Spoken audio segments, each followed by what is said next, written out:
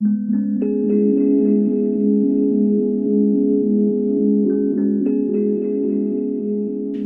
Pierce has been referred to as the guru of Yellowstone geology, and for good reason. He was not shy about tackling the big geologic questions in Yellowstone. Over 5 decades, Ken investigated the driving forces that shaped the greater Yellowstone geo-ecosystem. Ken was one of a handful of geologists in the early to mid-20th century who pioneered the understanding of the intricate geology of Yellowstone. He was a geomorphologist, but he interacted with diverse disciplines in order to understand the earth processes that created the dramatic earthscape we call Yellowstone. He won the prestigious Kirk Bryan Award from the Geological Society of America for his professional paper on the glaciation of Yellowstone. He was instrumental in theorizing the track of the Yellowstone hotspot as a stationary mantle plume overridden by the North American tectonic plate and forming the eastern Snake River Plain. He studied the interaction of the subsurface mantle plume with the overlying landscape and climate.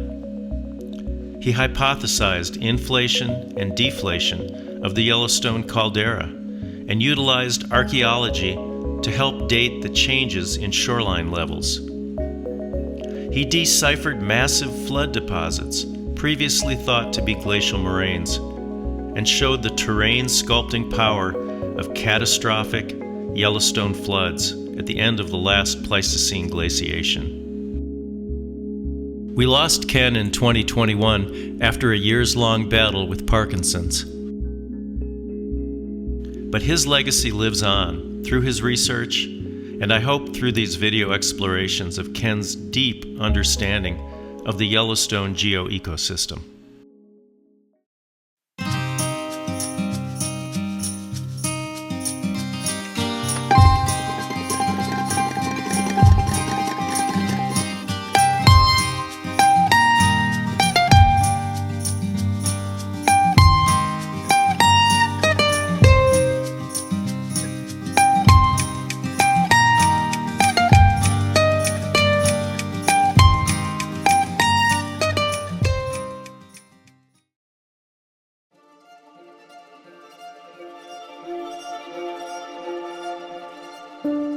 From the time of the Hayden Geological Survey in 1871, scientists have tried to understand why there is a high plateau with dramatic hydrothermal features cutting through the middle of the Rocky Mountains.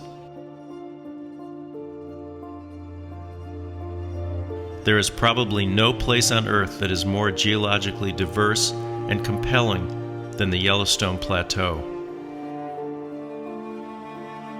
It is truly a window into the Earth and an analog of processes over time. I want to invite you on a geology journey across the greater Yellowstone geo-ecosystem through time with USGS geologist Ken Pierce. In 1998, Montana State University hosted the Yellowstone Geo-Ecosystem Science Conference. Many of the great Yellowstone researchers of the 20th century, including Ken, were in attendance. One of the goals of the conference was to emphasize the importance of geology in the greater Yellowstone region.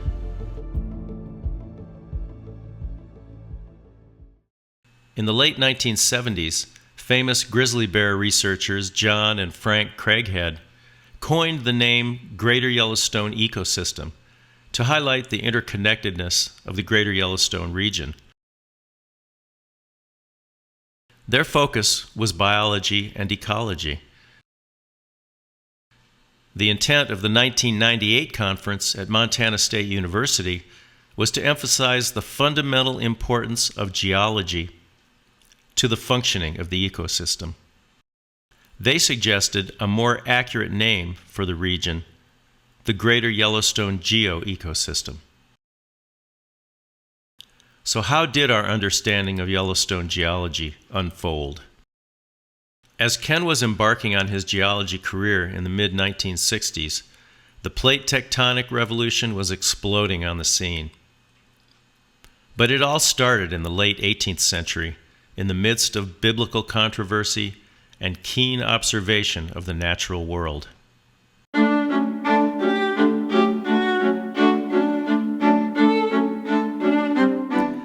Geology was born in the late 18th century with James Hutton's epiphany that mountains erode to sand, only to be uplifted into mountains again, and the process repeats.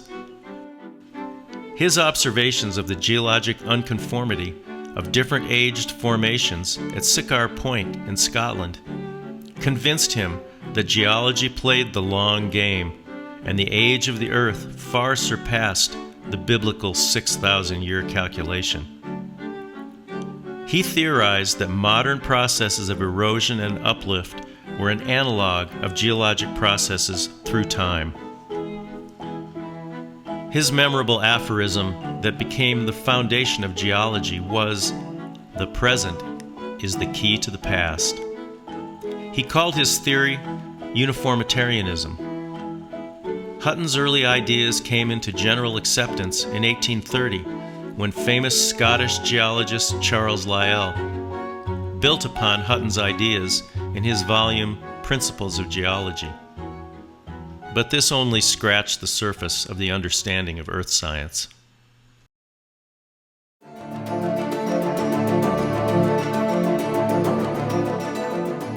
In 1912, German meteorologist and geophysicist Alfred Wegener proposed the continental drift theory. He was inspired by the obvious similarity of coastal profiles of the American continents to Africa and Europe.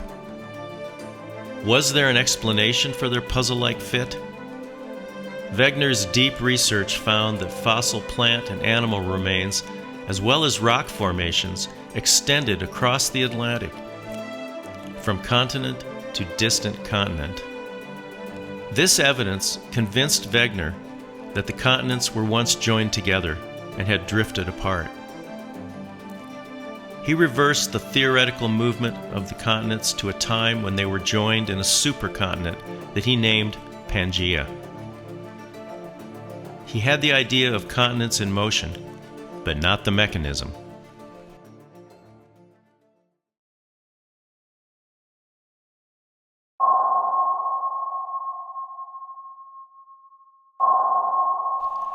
By the 1950s, depth soundings and sonar readings carried out during World War II and later by oceanographic research vessels created a wealth of new data. At that time, geologist and cartographer Marie Tharp and geologist Bruce Heezen embarked on an epic mapping project to create a map of the ocean floor. Their work revealed a central submarine mountain range traversing the entire Atlantic Ocean from north to south, the Mid-Atlantic Ridge. During her mapping, Tharp recognized a V-shaped valley running the length of the Mid-Atlantic Ridge and suggested it might be a rift valley bisecting the oceanic crust. Heezen and others at the time pooh-poohed the idea and infamously disparaged Tharp's suggestion as girl talk. But when seismic epicenter data was overlain on Tharp's Atlantic Ridge map, it became clear that she was correct. Heezen finally accepted her hypothesis that the entire Mid-Atlantic Ridge was an active rift valley.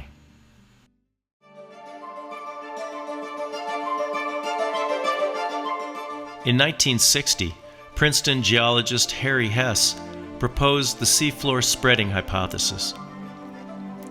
During World War II, Hess was captain of an attack transport vessel in the Pacific, equipped with a new technology, sonar. He mapped the ocean floor across the North Pacific as the U.S. made amphibious landings in the Marianas, Philippines, and Iwo Jima. He was the first to discover flat-topped submarine seamounts that were once islands, now flattened and submerged by wave erosion. He named the features geos after Swiss geographer Arnold Geo. He also discovered deep trenches like the Marianas Trench as he profiled the Pacific Ocean floor. Later, using the stunning new maps created by Tharp and Heezen, he recognized that magma was creating new seafloor at the Mid-Atlantic Rift Valley, and he proposed that the seafloor was spreading outward from the Mid-Atlantic Ridge. In searching for a heat source to drive the seafloor spreading, Hess proposed convection of the Earth's mantle as the source of heat driving the magma creation at the spreading centers.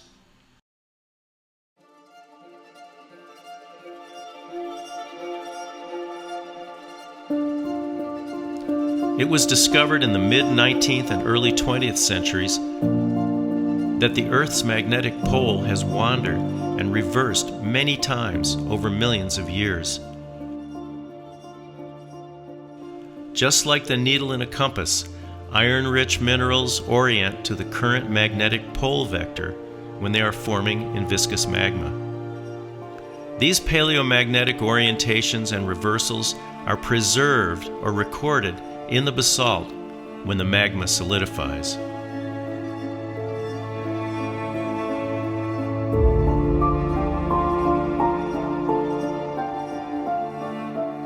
The last piece of the dynamic Earth puzzle came when geophysicists Frederick Vine and Drummond Matthews, and at the same time Canadian geologist Lawrence Morley, independently suggested that patterns of paleomagnetism on both sides of a spreading center should show equivalent magnetic orientations and reversals baked into the oceanic basalts. Seafloor drilling proved their hypothesis. For the first time, a coherent theory evolved where the crust of the Earth was subdivided into tectonic plates that were pushed out from the oceanic spreading centers and recycled into the mantle at subduction zones.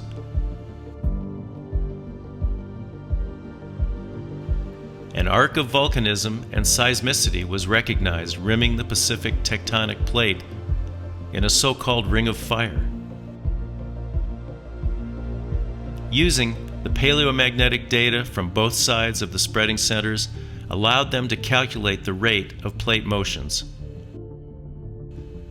Wegener's continental drift theory finally had its mechanism, and plate tectonics was broadly accepted as the dynamic engine that drives Earth processes.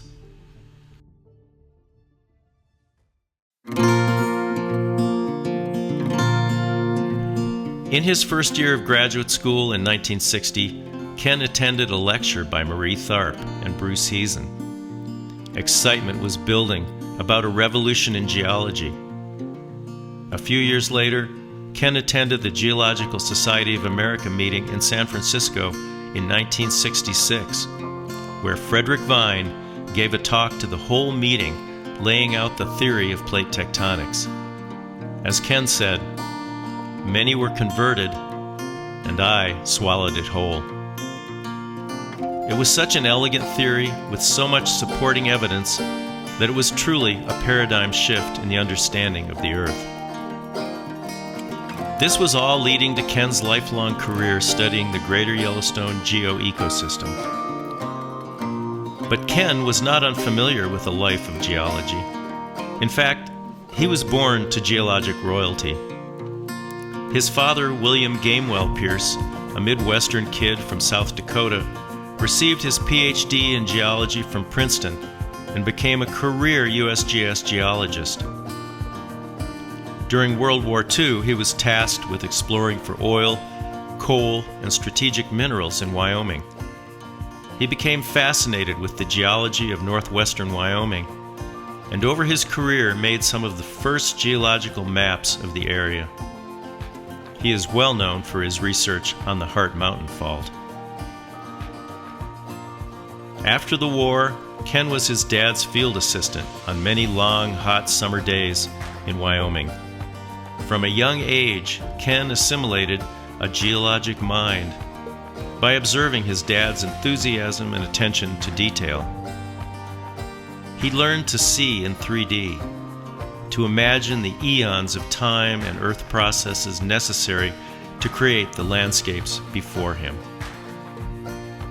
But Ken would not have been able to achieve his many accomplishments in Yellowstone geology without a loving and patient support group. As a kid, Ken loved honing his outdoor skills in the Boy Scouts, and he was the official camp bugler in 1951. A few years later, when he played taps as a finale for a Woodrow Wilson High School assembly in Washington, D.C., he was noticed and admired by a dark-haired girl in the audience, and thus began a relationship with his future wife, Linda. Ken did his undergraduate degree at Stanford, then returned east for graduate school at Yale. He and Linda married, and the life of a geology family began in 1959. Ken received his PhD in 1964, and by 1965, he had joined the United States Geological Survey and moved the family to the regional office in Denver, where they spent the next 35 years. Getting to Denver from New Haven was an epic adventure for the young family. Ken packed up the VW Bug with all the supplies needed for the summer, as well as 2 kids, Nani the dog, Willow the cat, and Ken and Linda. Colorado or bust was their mantra, as they sputtered west in the little bug that could. Denver was Ken's base camp, but his field area was 500 miles to the north in the greater Yellowstone region. His first western assignment was to map the glacial moraines in and around Yellowstone National Park. Ken wrote the book on the glaciation of Yellowstone. In the next episode, we'll join Ken in Yellowstone as we explore the glacial history of the greater Yellowstone geo-ecosystem.